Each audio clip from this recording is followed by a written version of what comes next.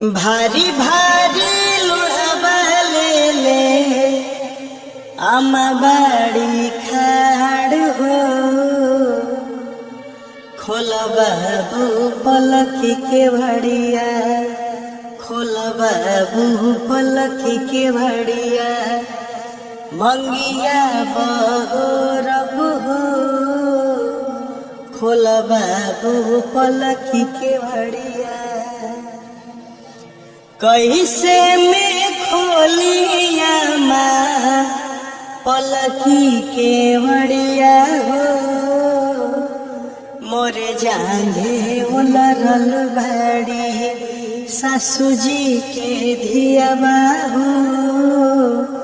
मोरे जांघे उलरल भाड़ी ससुर जी के धिया हो मोरे जांघे उलरल भाड़ी।